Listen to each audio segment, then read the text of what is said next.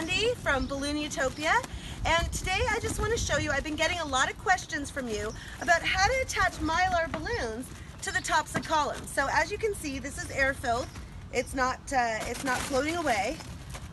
And so I want to show you what we have here is you could attach here, or we've got these extra little tabs here. So what I'm going to do, now normally for this one I would probably attach it right here, but because I want to show you this, I'm going to go use these other two tabs. And hopefully I'm not losing air in this because it feels like it's shrinking. Huh.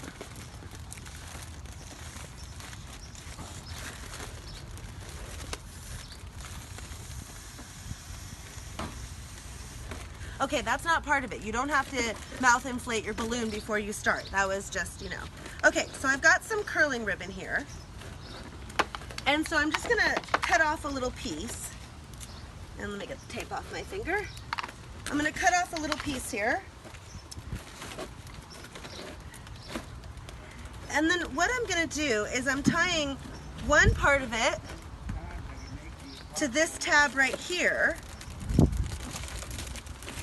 You see? And then I'm going to bring it, ooh, I'm going to fight the wind. I'm going to bring it over here, and now I want to tie it on this tab. And I'm very worried about this one succeeding. I have a feeling it's we're having a little issue. But for purposes of this demonstration, okay? So now what we have is we have a string here. So now I'm going to attach a 260 right here. So it kind of makes, I call it a Y connection, right? Because it kind of pulls it down. And so that way we're going to be able to kind of do it from both sides. Now, on a 1, where we have the nozzle right here, it's not that big of a deal. But some letters, like a letter M or something like that, you know, where you have that gap in the middle, it's more important. Okay, so now I'm just going to take my 260 and tie it right to the center here. And just like that, and then I'm just going to take one of the columns, this one right here, and okay, and you see I'm separating the two 260s. I'm bringing it down on both sides, then I'm bringing it down to like the 3rd layer, and you can't see what I'm doing here, but I'm crisscrossing it inside, and I don't know, maybe you can get in here. Can you? Here, come right in where my hands are here. Okay, so you see I like crisscrossed it, and then I'm like tying in a knot, and then I'm going to bring it down another layer,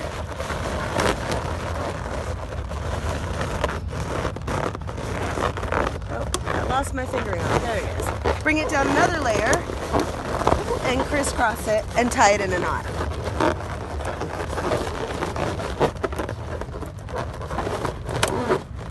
Okay, so you see that's what we got, and then I'm just gonna cut off or curl this excess ribbon here. I think it's easier to curl it up tight than to cut it, so there we go.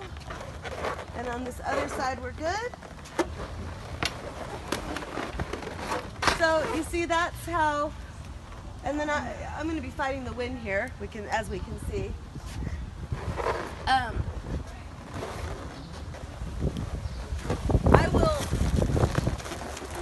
I will, right before the event starts, center everything and make sure the wind hasn't knocked it too far from where I want it to be. But you get the general idea. And of course the wind kicks up right now because, you know, this is a real world situation here, a real world thing. Okay, so let me show you, let me get another number because every number is a little bit different, and I'll show you, you know, we'll look at each number that I have. I don't have all 10 numbers.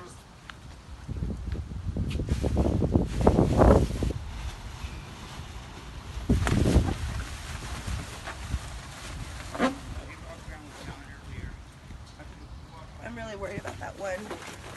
Okay, so here on this 2, same thing. We can either do it from the 2 sides like that again, or the other way that we could do it is I need to go get tape, but we could do what I call an H connection. So what that would be is we would actually tape the balloon down here like this, and then put, you know what, I'm gonna go get some tape. I'm back. Did you miss me? Okay, so here we go, we got some tape. And what I'm gonna do hold this out in the sun for a second so it'll puff up again.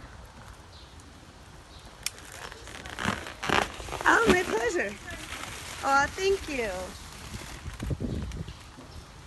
All right, where's my nozzle here? I'm gonna put a little bit of air in it.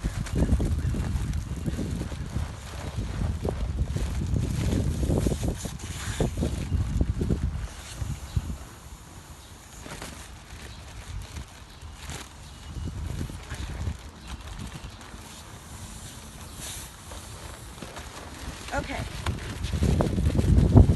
So here, what we're doing this time is I'm going to tape this down like this, right there in the center. The wind always kicks up right when we shoot the video.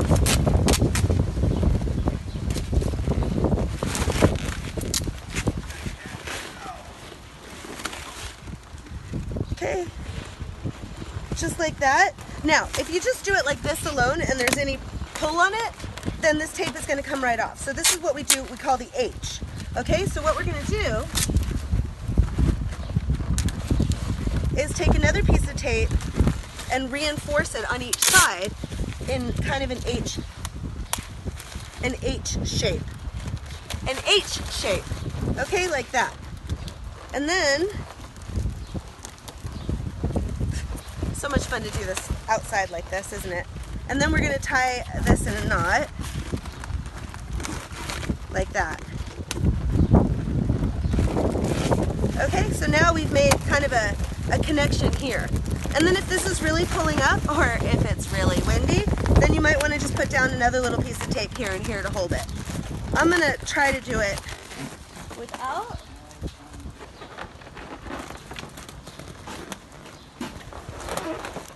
Really fighting the wind here.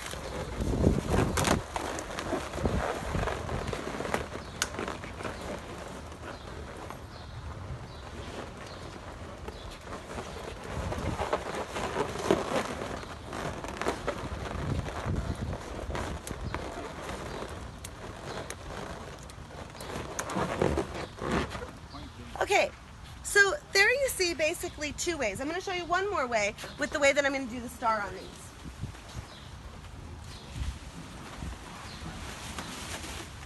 Now this way here is the easiest. Okay, so on this one we're just taking it, we have the tab right there in the center, and we're going to go ahead and just make our lark's head knot on the nozzle here, pull it tight, okay, and then we're really just going to attach it right from there. Pulling that snug down in there, just like that.